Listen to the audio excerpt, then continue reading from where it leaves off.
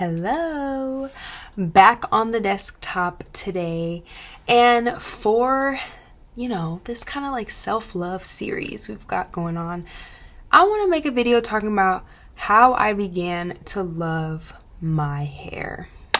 We need to talk about curly hair, beautiful froze. I've got the curls out today. Okay, so disclaimer before I get started, anyone can do whatever they want with their hair. No judgment here whatsoever.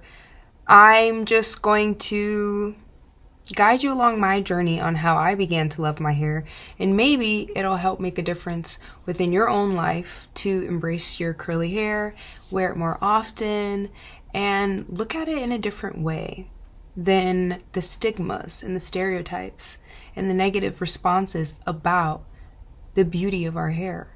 Growing up, I never really had the chance to learn and love my curly hair because at 5 is when I started getting relaxers.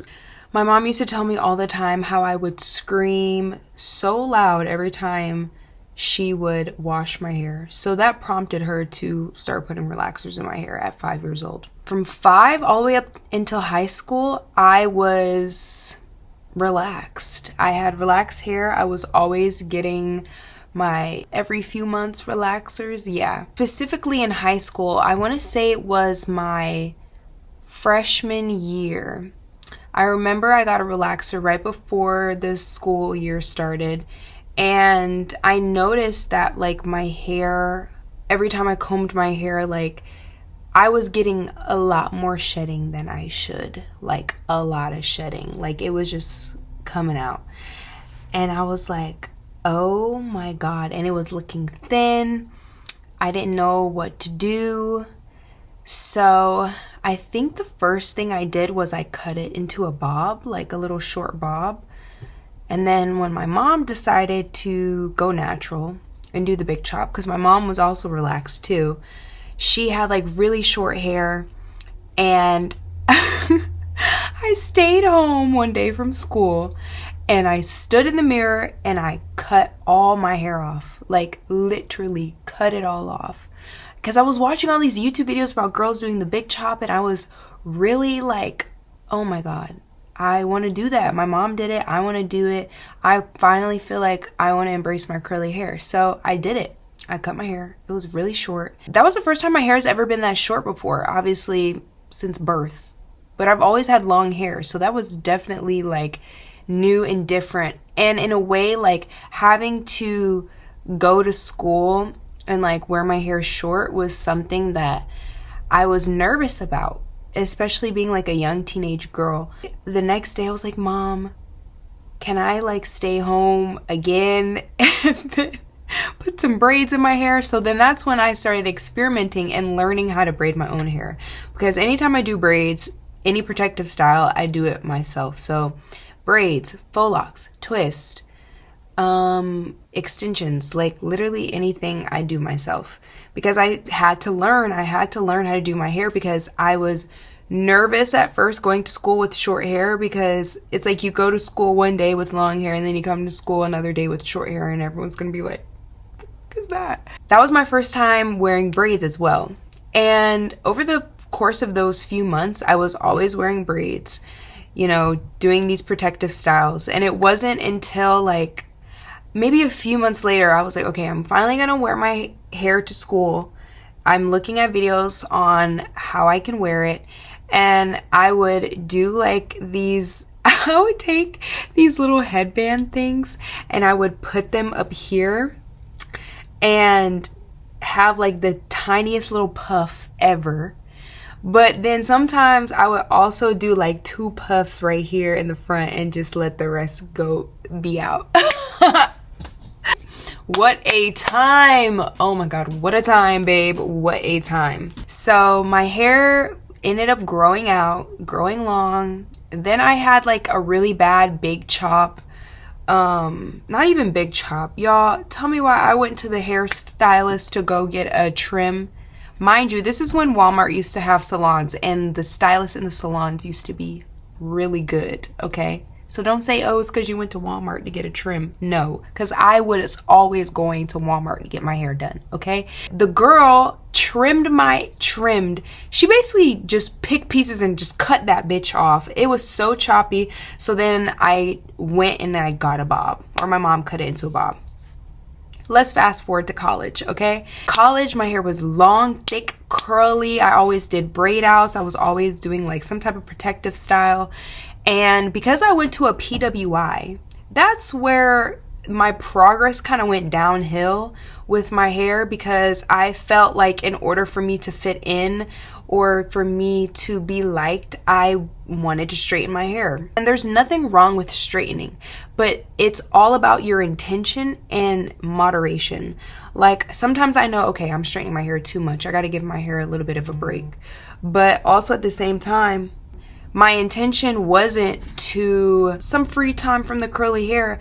It was trying to change my appearance through my hair. And mind you, your hair makes up your appearance. You know, in ego terms, yes, your hair is a part of your identity. When you don't attach yourself to your hair, then that's when you don't really care. But at the time, I was in my ego. We all are in our ego a lot of the time. I'm in my ego right now because I look good. Look at my hair. I was straightening my hair a lot. I was always cutting my hair into bobs. I don't know why, but honestly, I think because the energy that I was experiencing when I was in college was so heavy that anytime I cut my hair, I felt so much better. I really did. Once I graduated college is when I was like discovering myself and discovering what I am deep down to my core, my spirit, my inner being. And a part of the ego death process that I was going through a lot last year was having to understand and realize, what are these insecurities, or what are these self-perceptions that I'm projecting onto other people that I have about myself in regards to my hair, things that I grew up thinking and feeling about myself based on the environments I was in, based off of what I was watching on TV, based off of what I thought was the ideal beauty standard, because in the Western culture, everything is Eurocentric. Having to confront that and realize and understand my hair, my skin color, the bloodlines, how powerful, these features are, how powerful they make me, and understanding that hair is energy, and changing my perspective and looking at my hair as a plant. We are plants. We're children of the earth. Our hair needs nourishment. It needs love. It needs care. It needs patience. In order for a plant to grow, you have to hydrate it. You have to give it good affirmations. Say, hair, you look really good today. Hair, you look so beautiful today. Just giving it the care and the patience, because a lot of the time there's so many negative stigmas, like, our hair is too much, or it's too thick, or it's a lot to handle. All of these like negative, words that we associate when it comes to doing our hair or working with our hair, or even the categories we decide to put our hair in with, the hair types, 4C, 4A, 3A, 3B, all the way up to 1A. Like, these are categories the same way that they created races by saying you're black, you're white, you're Asian, you're Latino, is the same way the hair has now been categorized by saying, oh, well, I have 2A and 3B strands. Like, what does that even mean? You either have loose curly hair, you have tight coils, or your hair is kinky. Like, and maybe even those words are, now that I'm realizing, maybe even those words are still putting it into a category. But in a way, if you're going to describe your hair, just say it's curly, it's beautiful, it's big, it's voluptuous. Like, when I look at this piece of hair right here, every strand is a different wave, a different pattern, a different form. And I compare that and I look at a wavelength, what we were learning in school, what we've learned in school, a frequency, that means our hair is literally a frequency. Okay, so I'm editing this video and I have something else that I wanted to add as far as the picture that I inputted as I'm looking at it. So how I interpreted this picture now that I'm looking at it is the longer frequency has more of long wavelengths, which means it's of a lower frequency. But the tighter the wavelength is, the shorter the wavelength in between each wavelength is, and the higher the frequency is. So literally, the tighter and curlier your hair is, the higher your frequency is, the higher you are going to be receiving spiritual downloads, spiritual guidance, messages from God, being connected to the heavens, being connected to the ether, to the spirit realm. Okay, I had to say that. Do you understand? Because a wavelength goes in waves.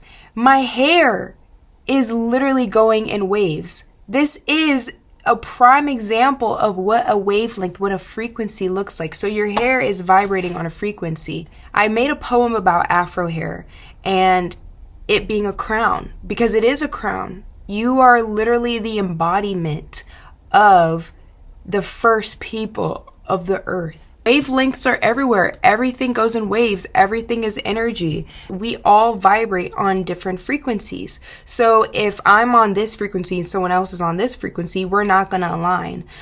However, our hair is literally a frequency. It's literally a wavelength. It's beautiful. It reaches for the sun. It reaches for the ethers. And that's one thing that I love about natural hairstyles when it comes to curly hair, when it comes to locks. The downloads, and I'm speaking in terms of the information, the knowledge you receive from God, because your hair is reaching towards the sky. Maybe I'll make a part 2 video because this video is kind of long. However, I just wanted to kind of give that as an introduction to how I began to start loving my hair, which really started with changing my inner perception of how I felt about my hair and how I felt about myself and why I viewed myself a certain way with curly hair. But now I love myself with curly hair. Now, don't get me wrong. I do love a good blow dry and straighten because I do. But I do love wearing my curly hair. So I will be making a part 2.